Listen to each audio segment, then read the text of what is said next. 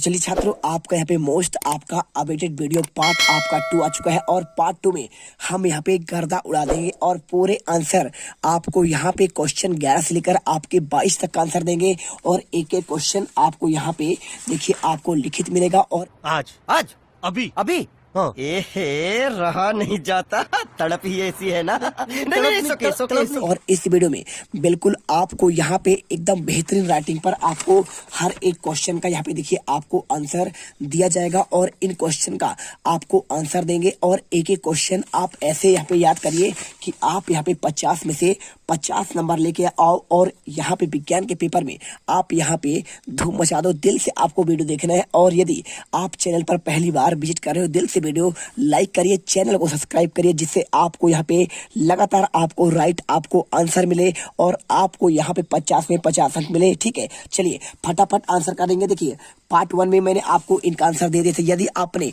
नहीं देखा है क्वेश्चन 1 का आंसर तो आप यहाँ पे देख लो। क्वेश्चन 1 का आंसर आपका यहाँ पे सी नंबर होगा और इसके बाद क्वेश्चन आपका सेकंड का आंसर देखिए यहाँ पे कौन सा पदार्थ आपका जल में पूर्णतः मिले है, आंसर आपका चीनी। क्वेश्चन तीसरा उत्क्रमित किए जाने वाले परिवर्तन का उदाहरण आपका गीले कपड़े से आपका सूखा कपड़ा।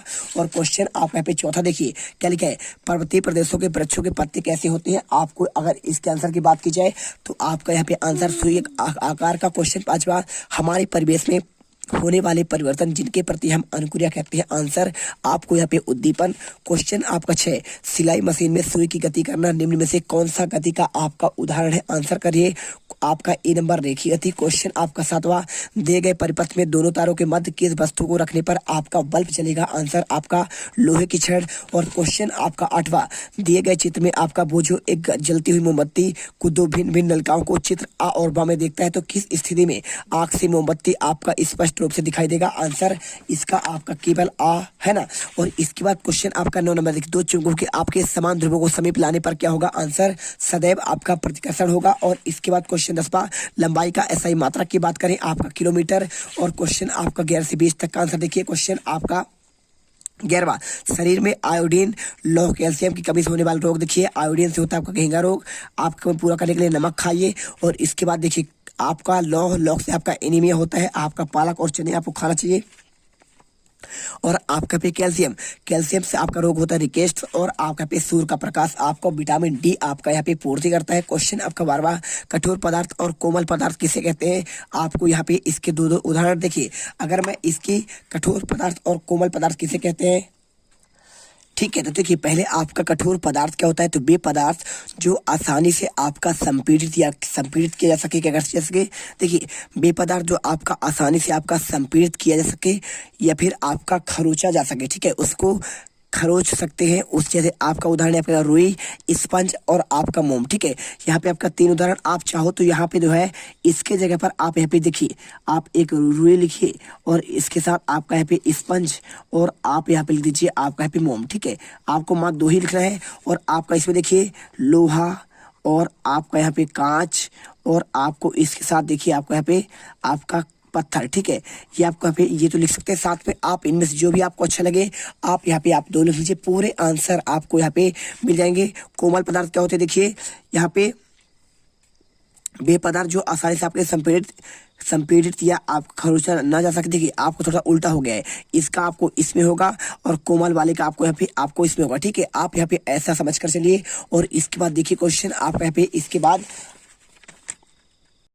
देखिए, तो सबसे पहले आपका कठोर पदार्थ क्या होता है, तो कठोर पदार्थ में आपको यहाँ पे ये वाला लिखना है। ठीक है, इसका आंसर आपका यहाँ पे ये हो जाएगा, आसानी से आपका संपीड़ित किया जा सके, आपका या फिर खरोचा जा सके। ठीक है, उसे कहते हैं आपका रुई, स्पंज और मोम। देखिए इसे आसानी से आप खरोच सकते हैं या फिर आपका संपीड़ित कर सकते हैं, आप उसे दबा सकते हैं। ठीक है, संपीड़ित यानी आपका दबाना, तो आपका यहाँ पे हो जाएगा क्या, आपका ये होता है आपका कोमल पदार्थ, आपका यहाँ पे ये होगा। और कठोर पदार्थ आपका तो ये वाला होगा, क्योंकि मैंने आपका आंसर नीचे लिख दिया। वे पदार्थ जो आसानी से संपीड़ित आपका खरोचा ना जा सके इन्हें कहते हैं, जैसे लोहा आप यहाँ पे खरोच नहीं पाएंगे, कांच ना फिर आपका पत्थर। तो आपको आंसर आपको ऐसा करना है। और आपका देखिए उदाहरण 3 तो लोहा, कांच और पत्थर कठोर में, और कोमल में आपका रुई, स्पंज और मोम आपका उदाहरण के लिए। बाकी आप हीरा, ग्रेफाइट और सोडियम और पोटेशियम आप यहाँ पे आसानी से यहाँ पे इनको खरोच सकते हैं, है ना। तो आपको आंसर करना है। इसके बाद क्वेश्चन देखिए आपका यहाँ पे आता है क्वेश्चन नंबर आपका यहाँ पे 13, ठीक है। और क्वेश्चन 13 के आंसर की बात करें तो यहाँ पे देखिए आपको इसका आंसर आपको दिखाते हैं। यहाँ पे आपको क्वेश्चन दिया गया, देखिए बैलगाड़ी के पहिए पर आपका धातु की रिम कैसे चढ़ा जाता है। आंसर आप लिखिए यहाँ पे, लकड़ी से बने आपका बैलगाड़ी के पहिए पर लोहे का रिम कसने के लिए रिम को गर्म किया जाता है और जिससे रिम का आकार बढ़ जाता है और गर्म रिम की लकड़ी को पहिए पर चढ़ाकर ठंडे पानी से ठंडा कर दिया जाता है, जिससे रिम का आकार कम होने से लकड़ी के आपके पहिए पर कस जाता है। और इसके बाद देखिए क्वेश्चन आपका यहाँ पे 14, घास स्थल से रहने वाले किन्हीं आपके दो जीवों को आपका उदाहरण देकर आपको उन परिस्थिति में रहने वाले जीव में कौन कौन से गुण उनमें परिलक्षित होते हैं, आपको ये आंसर करना है। और इसके आंसर की बात करें तो आप लिखिए, घास के मैदानी क्षेत्र में आपका हिरण होते हैं, शेर और आदि जंतु रहते हैं। प्रत्येक जंतु अपने भोजन के लिए परिस्थिति के अनुसार आपका ढल जाते हैं, ठीक है। और आपका यहाँ पे ढलना ही आपका क्या होता है, उनमें यहाँ पे परिस्थिति में आपके रहने के लिए आपका अनुकूल उपस्थित करता है। और इसके बाद क्वेश्चन देखिए आपका पे 14, 15, उद्दीपन किसे कहते हैं। पौधे तथा आपका जंतुओं में उद्दीपन के प्रति अनुक्रिया के कोई आपका एक आपको उदाहरण बताना है। तो आपका इसका आंसर की बात करें तो आप यहाँ पे लिखिए, वातावरण में होने वाले क्रिया के प्रति आपका अनुक्रिया करना उद्दीपन कहलाता है। क्या होता है वातावरण में, देखिए यदि आपका सूरज इधर जाता है तो पौधे आपका उधर ही बढ़ते हैं, तो आपका यहाँ पे कहलाता है उद्दीपन या फिर आपका अनुक्रिया, ठीक है। पौधे भी उद्दीपन के प्रति अनुक्रिया करते हैं, जैसे कि देखिए कुछ पौधे पुष्प केवल रात्रि के समय आपका खिलते हैं, है ना, तो आपका ये एक उद्दीपन है। और बहुत सारे पौधे आपका क्या होते हैं, सूर्य को देखकर सूरजमुखी के आपका देखेंगे तो आपका सूर्य की दिशा में आपका सदैव फूलता है, आपका खिलता है, ठीक है, ऐसे करके। और इसके बाद देखिए क्वेश्चन आपका 16, किसी चलती हुई,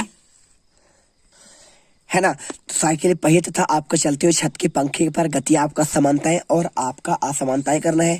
क्या करेंगे, देखिए 3 नंबर क्वेश्चन है, आप लिखिए दोनों में आपका यहाँ पे घूर्णन गति होती है। आपका पहला हो जाएगा असमानता क्या होता है, साइकिल का पहिया आपका स्थानांतरण गति करता है और आपका यहाँ पे देखिए क्या होता है, छत का पंखा आपका स्थानांतरण गति नहीं करता है, ठीक है। आपको ये पॉइंट लिखिए। और दूसरे में देखिए, दोनों के पास उनके संबंधित आपका निश्चित बिंदु पर वर्तुल आपका गति है। और आपका इसमें दूसरा देखिए, पंखों के ब्लेड की गति आवर्ती होती है जबकि एक साइकिल की गति आपका यहाँ पे आयताकार होता है। तो आपका यहाँ पे पहला और आपका पहला और इसमें आपको दूसरा, ठीक है, समानता और आपको यहाँ पे असमानता करना है। और इसके बाद क्वेश्चन देखिए, प्रकृति में आप कोई परिवर्तन की घटना देखते हैं तो कोई आपको क्रियाकलाप स्पष्ट करना है। देखिए, प्रकाश की किरण उसी मार्ग पर वापस परिवर्तित होगी। प्रकाशवान किसी भी वस्तु जैसे आपका पेड़ की ओर आ रही प्रकाश की किरणें टकराकर वापस नहीं जा पाती बल्कि परावर्तित होती हैं। जैसे आपका क्या होता है, देखिए आपका देखिए यहाँ पे आपका बात कर रहा है प्रकृति में आपका परावर्तन घटना कौन कौन देखते हैं। तो आपका यहाँ पे आकाश में आपका जो नीला दिखाई देता है आपका प्रकाश का परावर्तन का ही उदाहरण है। और साथ में देखिए इसके अलावा आपका यहाँ पे सूर्योदय और सूर्यास्त के समय आपका देखिए सूर्य आपको देखते होंगे तो आपका लाल दिखाई देता है। तो आपका लाल दिखाई देता है वो आपका यहाँ पे प्रकाश की परावर्तन के कारण होता है, क्योंकि देखिए आपका लाल प्रकाश सबसे ज्यादा परावर्तित होता है आपका, इसलिए आपको लाल दिखाई देता है। और आपको यहाँ पे देखिए किसी एक पर आपको वर्णन करना है तो आप यहाँ पे लिख दिए, आसमान का रंग नीला क्यों दिखाई, इसी में देखिए तो अब लिखना है नीले रंग का आपका अधिक प्रकीर्णन का कारण यह है कि नीले प्रकाश की तरंगदैर्घ्य आपका यहाँ पे क्या होता है, अन्य प्रकाश की तुलना में आपका कम होती है। तो आपको यहाँ पे आंसर आपको लिख देना है पूरे आंसर।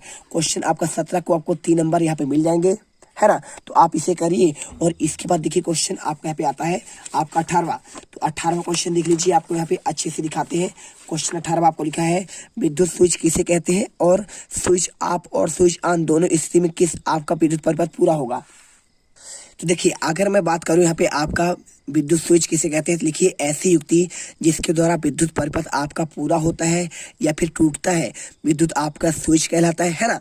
आप कहीं पूछा गया ना विद्युत स्विच, आप लिख दीजिए विद्युत परिपथ जिसके द्वारा पूरा होता है आपका, इसे कहते हैं विद्युत स्विच। और स्विच आप क्या होता है, देखिए जब आपका स्विच ऑन की स्थिति में होगा तो विद्युत परिपथ आपका पूरा हो जाएगा, है ना, समझिए बात को। और इसके बाद देखिए आपका और स्विच ऑन होगा तो आपका परिपथ पूरा होगा और स्विच ऑफ होगा तो क्या होगा, अगर आपका स्विच यहाँ पे आपका ऑफ हुआ तो आपका यहाँ पे परिपथ पूरा नहीं होगा, ठीक है, स्विच ऑफ में परिपथ पूरा नहीं होगा। आप यहाँ पे लिख दीजिए, आपको आंसर मिल गया, 3 नंबर आपको मिल जाएंगे। इसके बाद क्वेश्चन देखिए आपका यहाँ पे क्वेश्चन, विद्युत परिपथ में विद्युत धारा की दिशा क्या होगी, आपको चित्र द्वारा आपको समझाना है। तो देखिए पहले आपको एक परिपथ बनाना है। आपका ये क्या है, आपका यहाँ पे इसे कहते हैं आपका यहाँ पे क्या, प्रतिरोध, ठीक है, इसे प्रतिरोध कहते हैं। और आपका यहाँ पे आई आपका होता है, आपका देखिए यहाँ पे आपका धारा होता है, और इसके साथ आपका पे आपका भी आपका यहाँ पे विभवांतर होता है, विभवांतर है ना। और इसके साथ देखिए यहाँ पे आपका आई धारा यहाँ पे भरा है, आपका प्लस और आपका यहाँ पे माइनस होता है। देखिए इधर आपका नेगेटिव और इधर आपका पॉजिटिव, ठीक है, इधर से आपका यहाँ पे धन है और इधर आपका यहाँ पे माइनस है ना। तो यही पूछ रहे हैं आपको यहाँ पे देखिए आई बराबर क्यू बटे टी आदर्श आपका राशि होता है, परिभाषा आपका यहाँ पे ई आपका प्रवाह की दिशा के विपरीत होता है। तो आपको यहाँ पे आंसर देखिए लिखना है विद्युत धारा की दिशा। तो परंपरागत रूप से आपके धनात्मक आवेश की प्रवाह को आपका दिशा यहाँ पे माना जाता है, अतः इलेक्ट्रॉनों के प्रवाह की दिशा की विपरीत दिशा में आपका धारा का आपका दिशा होता है। तो आपको यहाँ पे आंसर पूरे आपको 3 नंबर यहाँ पे इसको मिल जाएगा, अच्छे से आप इसे रख लीजिए, ठीक है। चलिए, तो आप यहाँ पे वीडियो आपका बहुत लंबा हो रहा है, तो क्वेश्चन हमने आपको 19 का आंसर प्रॉपर हमने दे दिया है। क्वेश्चन देखिए 19 का आंसर आपका ये हुआ है ना। और इसके बाद देखिए क्वेश्चन आपका यहाँ पे 18वें का आंसर एक बार अच्छे देखिए, यहाँ से लेकर आपको यहाँ तक याद करना है। और इसके बाद क्वेश्चन आपका यहाँ पे आता है 17वां, तो 17वां क्वेश्चन आपको यहाँ से स्टार्ट करना है और आपको यहाँ तक करना है। और इसके बाद क्वेश्चन आपका 16वां, यहाँ से लेकर आपको यहाँ तक लिखना है। और इसके बाद क्वेश्चन आपका 14, ठीक है, 15 आपको यहाँ से यहाँ तक पूरा लिखना है। और इसके बाद आपका 14 का आंसर आपको यहाँ से लेकर यहाँ तक। और इसके बाद क्वेश्चन आपका 13वां का आंसर यहाँ से आपको यहाँ तक करना है। और इसके बाद आपका ये 12वां और 11वां आप यहाँ पे हो ही चुका है। कठोर पदार्थ में आपको नीचे वाले लिखना है और आपका कोमल वाले में आपको ऊपर वाले का आंसर लिखना है। और उदाहरण आप यहाँ पे 5 दिए हैं, 5 में से आपको कोई आपको 2 करना है। और इसके बाद क्वेश्चन आपका 11वां का आंसर हमने आपको यहाँ पे क्वेश्चन 11 से लेकर 20 तक बताते, लेकिन आपका 19 तक का आंसर दे दिए। क्वेश्चन आपका 20 से देकर आपका पूरा 22 तक आंसर आपको नेक्स्ट पार्ट में देखिए इनका भी आंसर आपको मिलेगा। तो आपको फटाफट यहाँ पे अगला पार्ट 3 में A to Z क्वेश्चन यहाँ पे कंप्लीट करेंगे। और अब अगर तुम लोगों को ये वीडियो पसंद आई तो यार लाइक मारो, एम करते हैं 2,60,000 लाइक्स के लिए।